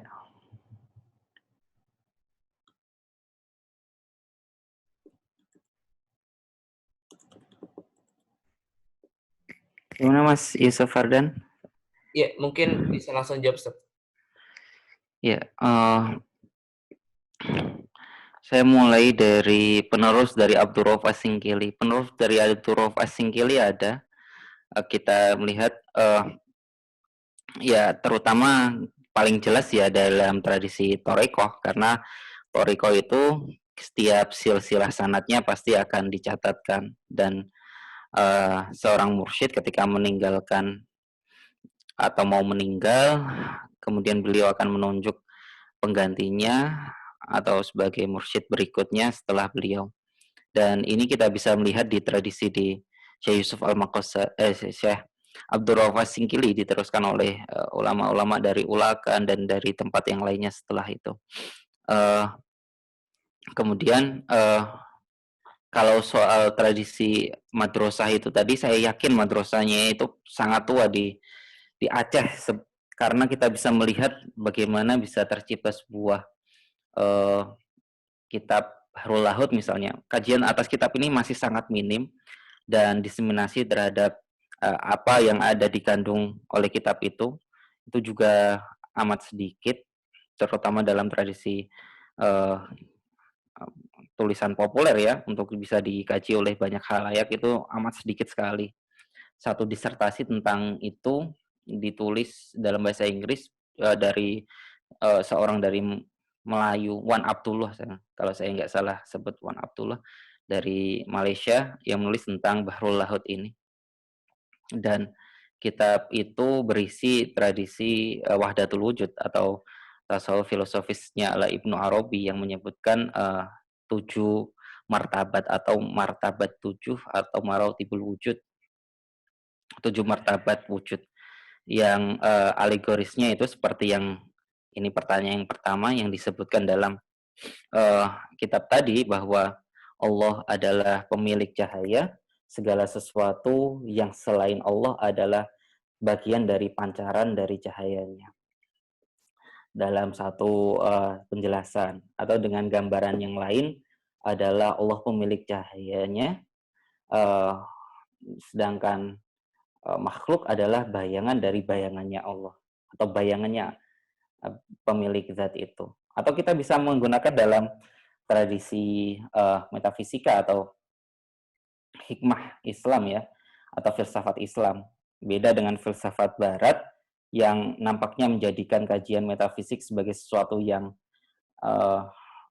tidak bisa dikaji, bahkan dinafikan, dinegasikan dari keberadaannya. Tetapi dalam filsafat Islam justru itu jantungnya filsafat, jantungnya pemikiran filsafat ya metafisika atau al-hikmah al-ilahiyah. Itu misalnya kalau kita menyebut wujud, adakah sesuatu itu? Hakikat wujud ya Allah Subhanahu wa taala.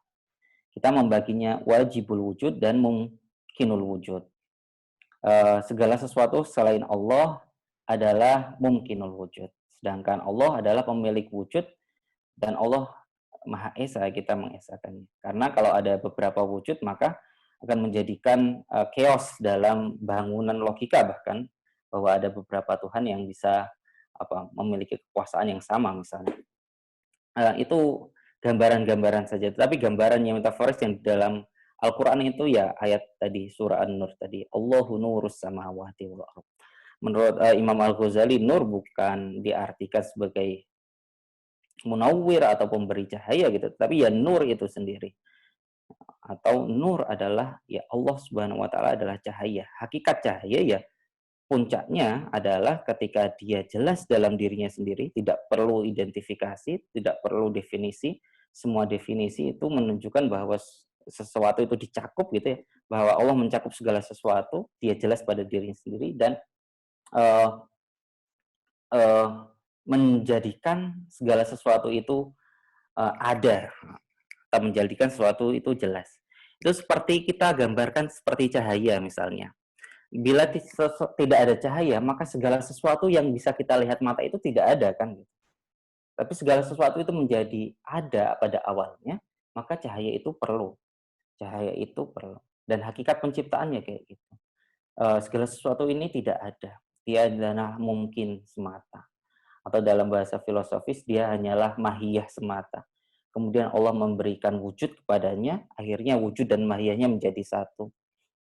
Dan dalam alam realitas ini ya, kita yang lihat itu ya mahiyah dan wujud itu jadi satu, ada di alam realitas ini. Dan ini memang penjelasan yang uh,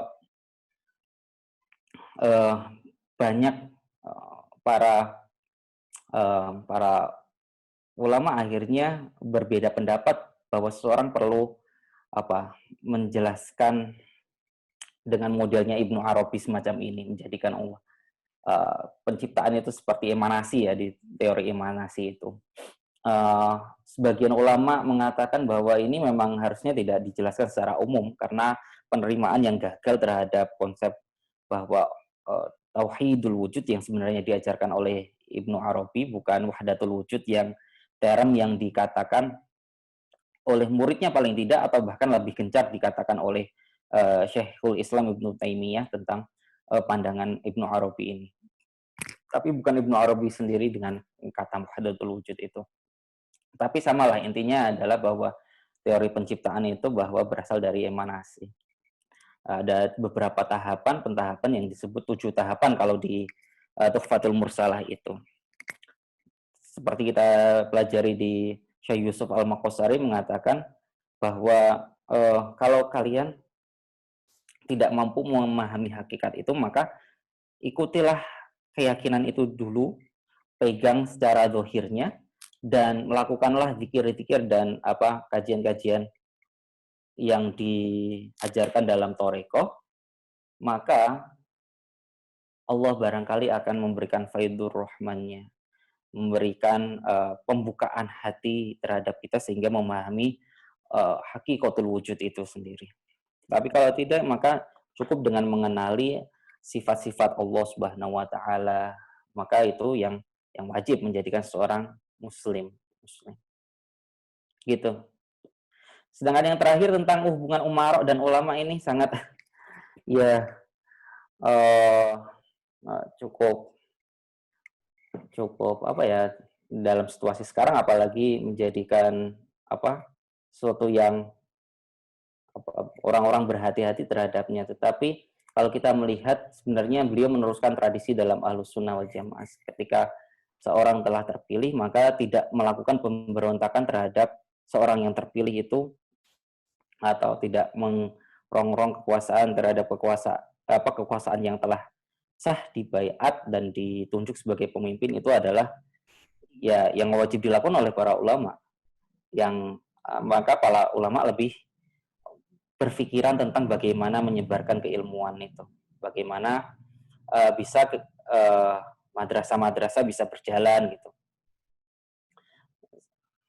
Karena di masa sebelumnya, apalagi kalau kita melihat Syekh Nuruddin Ar-Raniri yang mungkin cuma beberapa tahun, tetapi dampak keagamaannya sangat besar, mencipta keguncangan di Aceh ya, di Kesultanan Aceh itu justru menjadi seperti blunder tersendiri terhadap keislaman di Aceh kalau kita melihatnya dari satu sisi. Ini berbeda cara penjawabannya seperti yang dilakukan Syekh Abdurrauf As-Singkili, justru untuk memurnikan itu, bahwa pemahaman yang itu memang keliru, sedangkan yang diajarkan oleh Syekh Muhammad Fadlullah Al-Burhanpuri, penulis Tuhfatul Mursalah, itu bukan demikian, tetapi tasawuf yang mengharmoniskan antara syariat dan tasawuf itu.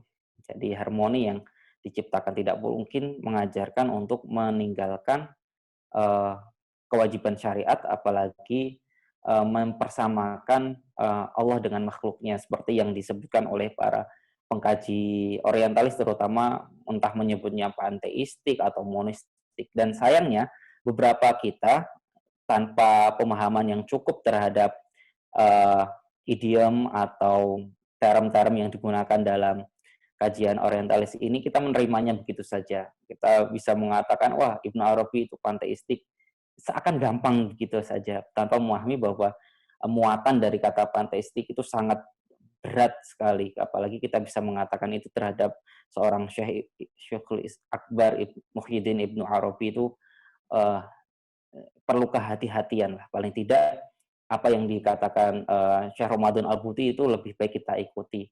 Daripada kita keliru memberikan penisbatan terhadap seorang ulama, lebih baik kita melarang para ulama untuk atau orang-orang awam untuk membaca, untuk mengakses, karena bukan kekeliruan paham atau kekeliruan dari ajaran itu yang kita khawatirkan, tetapi adalah seseorang yang tidak mampu memahami ajaran itu akhirnya keluar dari rahim Islam itu. Dan itu yang diambil secara ajaibnya oleh hampir konsensus di ulama di Nusantara.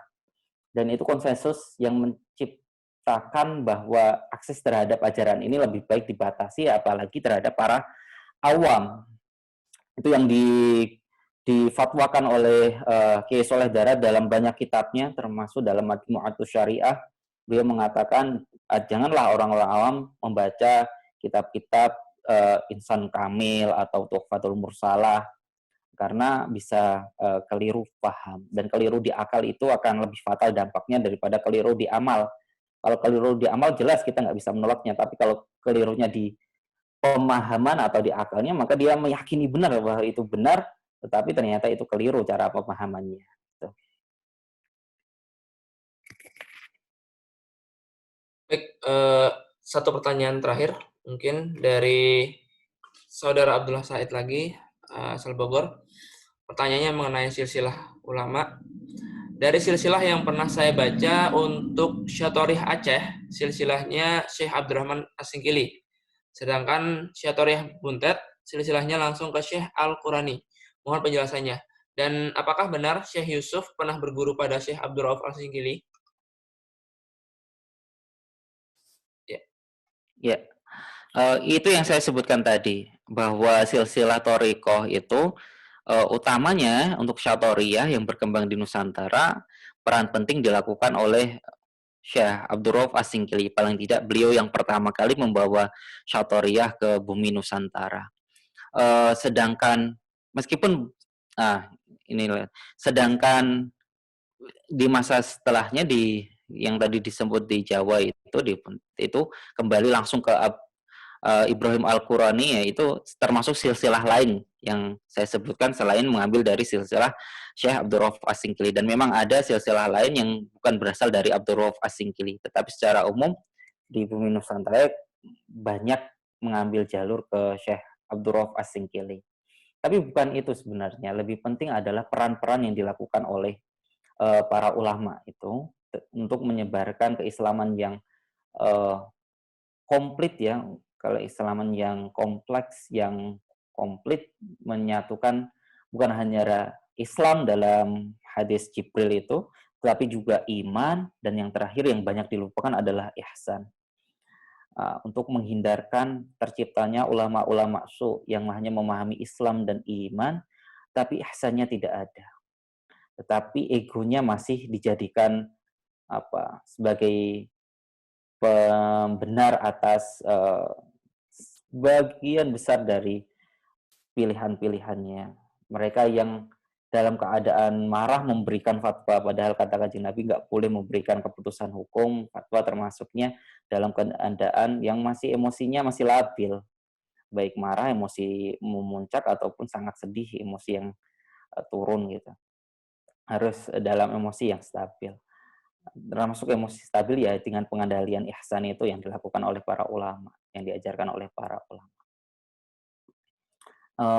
Itu. Jadi sanadnya memang berbeda ya. Sanadnya memang berbeda. Silsilah sanadnya memang berbeda.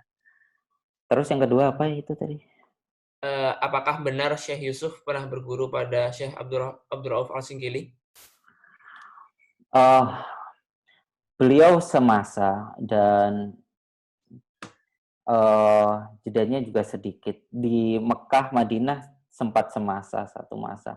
Guru-gurunya juga sama. Tetapi saya belum menemukan, sejauh tahu saya, informasi bahwa Syekh Abdurrauf As-Singkili atau Syekh Yusuf Al-Maqassari belajar ke Syekh Abdurrauf As-Singkili secara langsung.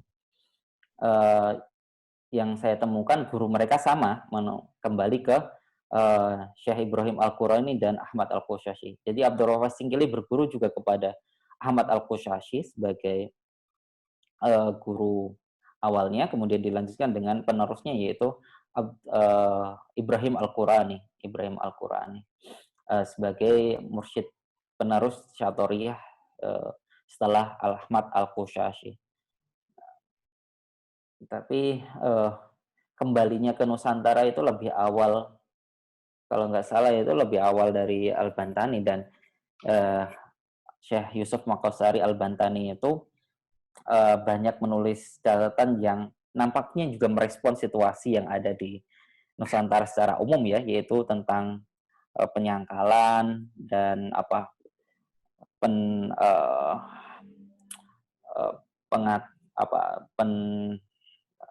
mengatakan keluar dari Islam para pemeluk Islam yang mengikuti ajaran Wahdatul Wujud itu, beliau banyak menyanggah itu, dan pentingnya juga meluruskan dari sisi-sisi para penganut Wahdatul Wujud agar tidak terjebak dari atau tergelincir dari jalan Islam. Begitu. Ustaz, mungkin cukup untuk sesi tanya jawab. Ya. Selanjutnya, berhubung hari ini adalah pertemuan antara kita mengenai bab khusus warisan ulama-ulama Nusantara, akan ada sedikit epilog dari manajer Yayasan Bentala Tamadun Nusantara. Kita sudah bergabung dengan Mas Alam, ya Ismail Alam. Monggo sebentar, saya ini kan dulu unmute. Oke. Ya. Ya, makasih Fardan. Bismillah, teman-teman sekalian dan Mas Nur Ahmad, alhamdulillah kita sudah sampai di akhir Majelis Bentala Syuhada khusus di bulan Juli tahun 2020 ini, yang kita menggali 3 sosok dari mungkin lebih banyak nama lagi ulama-ulama kita di antara yang dari zaman ke zaman senantiasa memberikan penjelasan yang dalam dan kaya kepada umat, mencakup bukan hanya persoalan-persoalan ya, tapi juga persoalan akidah ya, bahkan persoalan tasawuf. Ini saya terima kasih kepada Mas Nur Ahmad sudah bisa menjelaskan kalau secara kronologis justru mundur ya, dari secara mundur ke belakang. Tetapi ternyata sekalipun nama-nama yang disebutkan berbeda zaman, ya, mungkin asing ini dengan Al-Maqashari sezaman, tapi dengan Kiai Soleh Darat berbeda sekian abad, tapi kita bisa menemukan satu kesamaan di mana ajaran-ajaran keislaman yang mereka bawa itu serba mencakup dimensi lahiriah, syariat, dan juga dimensi batiniah, bagaimana dalam ajaran tasawuf. Saya harap ini bisa menjadi pembentuk kesadaran diri kita sebagai Muslim, sebagai Indonesia, dan sebagai orang modern. Saya ingat misalnya almarhum Nurholis Majid punya istilah Islam kemodernan dan keindonesiaan.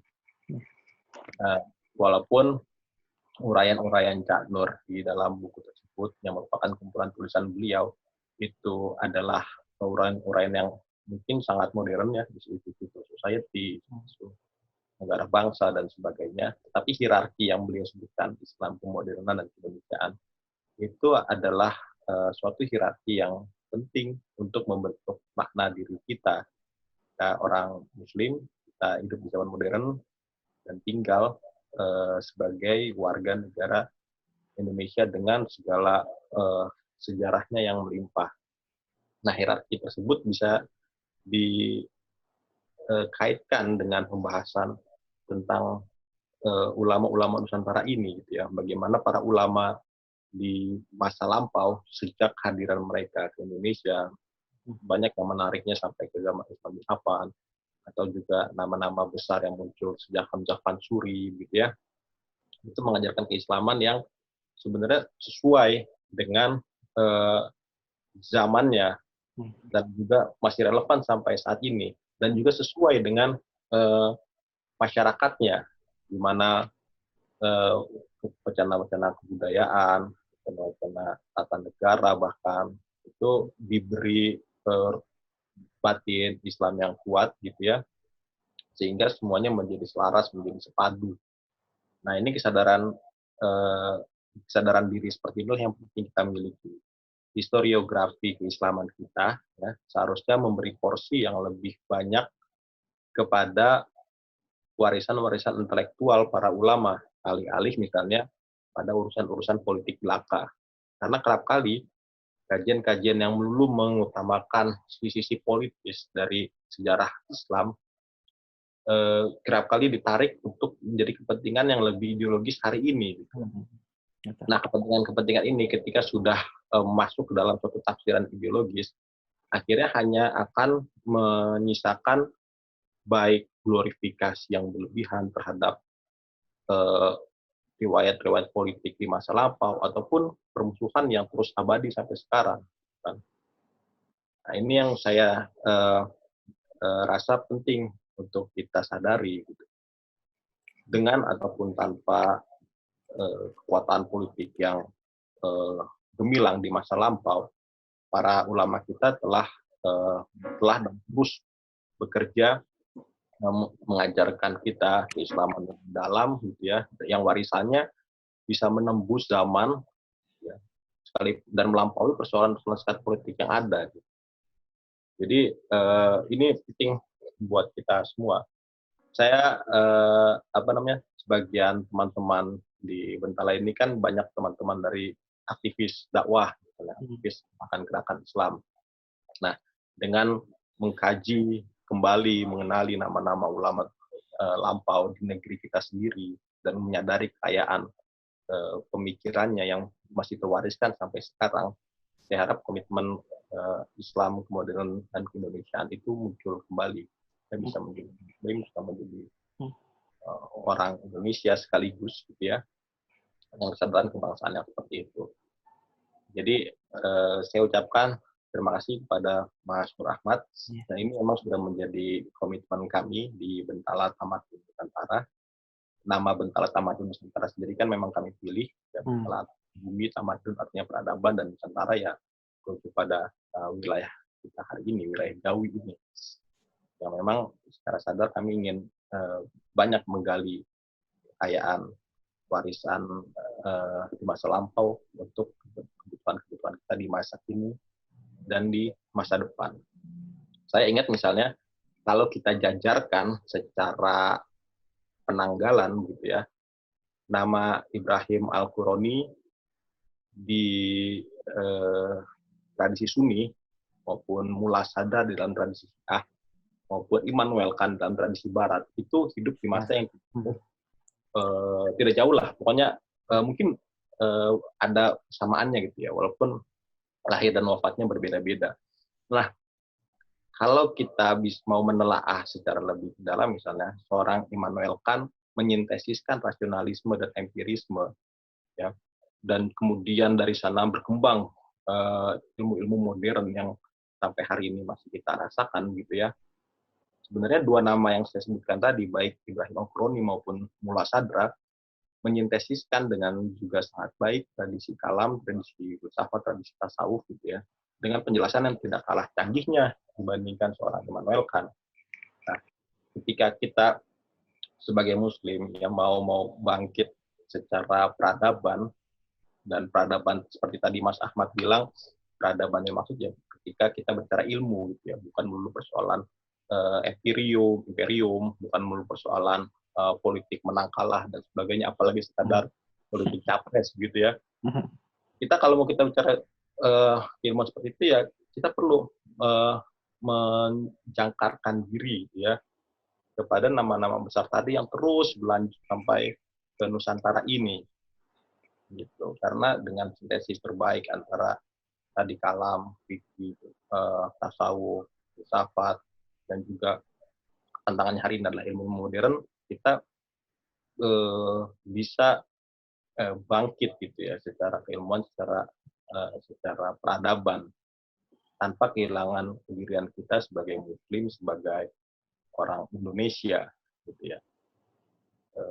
Saya harap inilah yang menjadi cita-cita besar kami di Yayasan Bentala Tamadun Nusantara.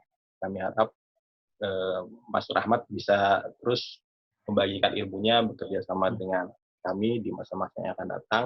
Dan saudara sekalian juga yang menyimak di sini. Saya tadi menyimak banyak nama yang memang tidak asing karena rajin mengikuti kegiatan kami yang lain gitu ya sebelumnya.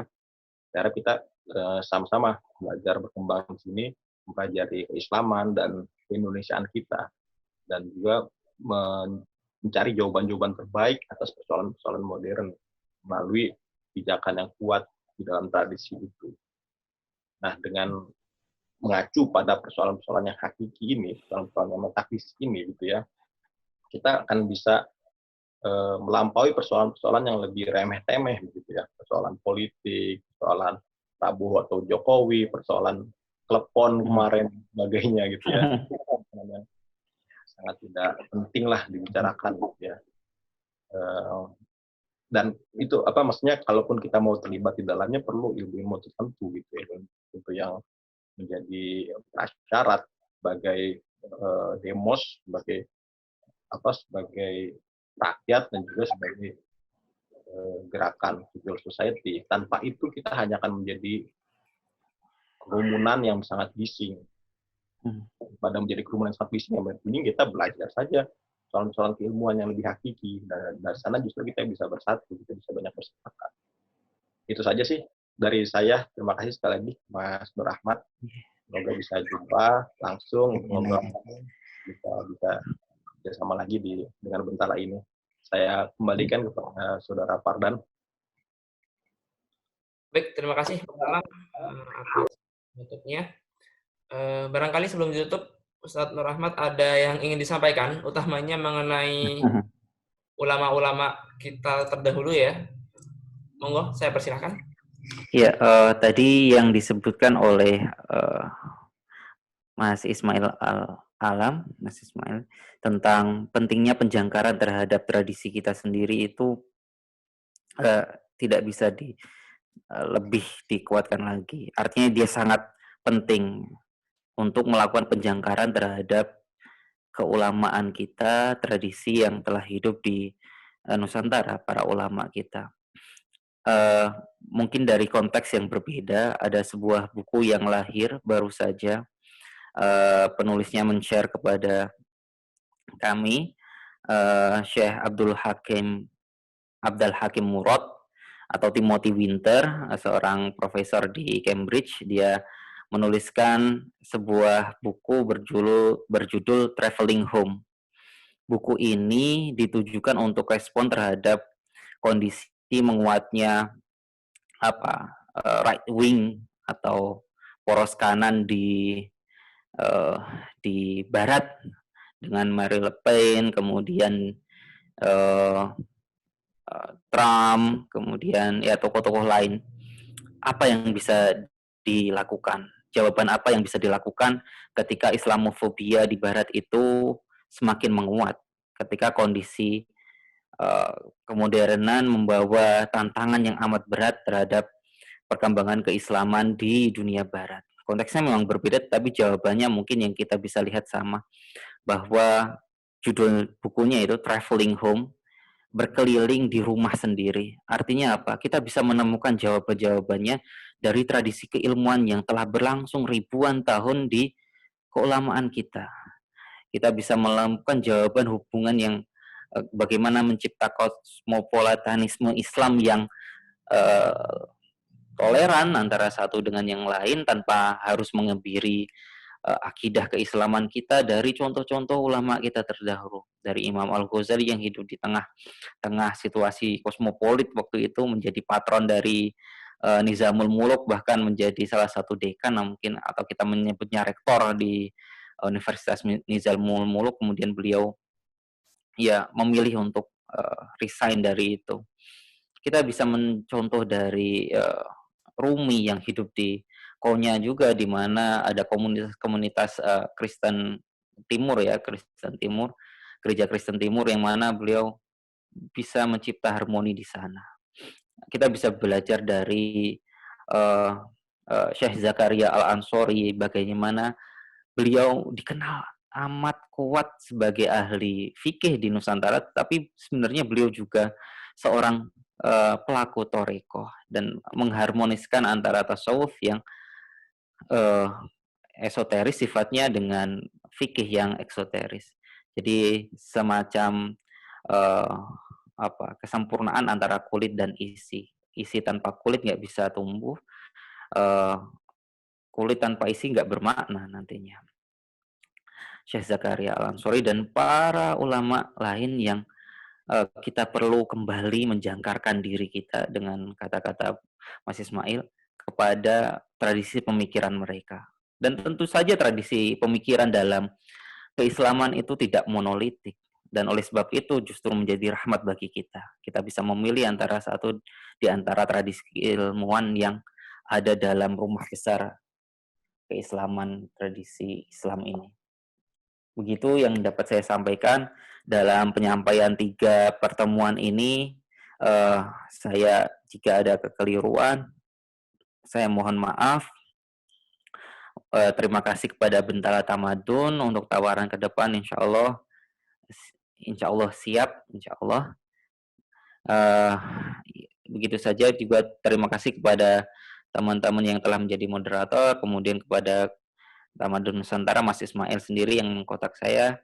Terima kasih semuanya. Wal afu minkum. Wassalamualaikum warahmatullahi wabarakatuh.